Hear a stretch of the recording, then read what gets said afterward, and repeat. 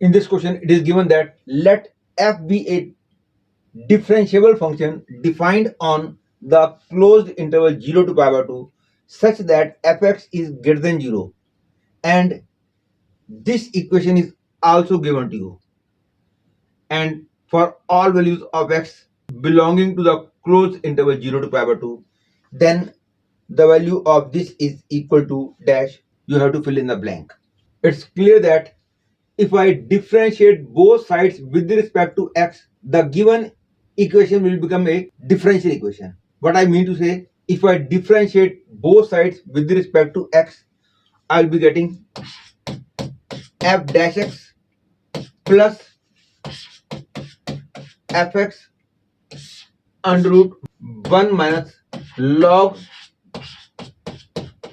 fx whole square is equal to 0.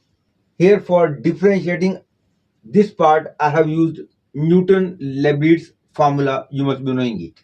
And now afterwards, for simplicity, I will write y for fx and dy by dx for f dash x. And I will be getting dy by dx plus y under root 1 minus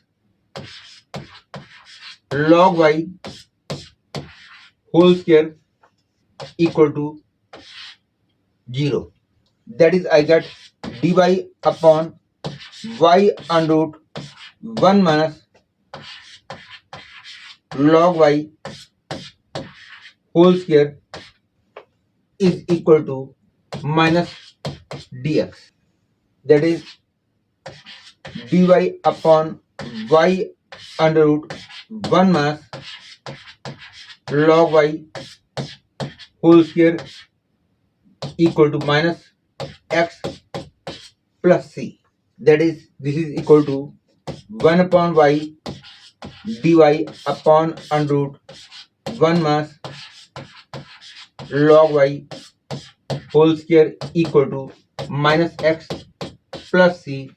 And to proceed further, let us first find the value of left hand side. For calculating left hand side, put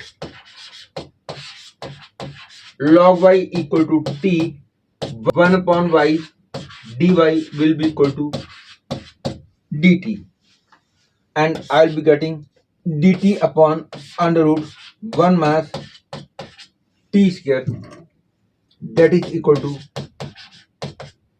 sine inverse t, which is equal to sine inverse log y. As this is the value of left hand side, putting back the value, I get sine inverse log y equal to minus x plus c. And now I have to find the value of c. As this was the given equation, if I put x equal to 0 in this whole equation, I will be getting f0, and this will become 0, f0 will become equal to e. That is, the value of y for x equal 0 is e, and therefore putting x equal 0 and y equal to e, I get sine inverse 1 equal to c, that is c is equal to pi by 2. And putting back the value of c as pi by 2 here, I will get sine inverse log y is equal to minus x plus pi by 2. That is, I get log y is equal to sine of pi by 2 minus x. That is, I get log y is equal to cos x. And now, according to the question, we have to find the value of log f pi by 6. F pi by 6 means value of y for x equal to pi by 6. Let it be equal to lambda. It means we have to find the value of lambda.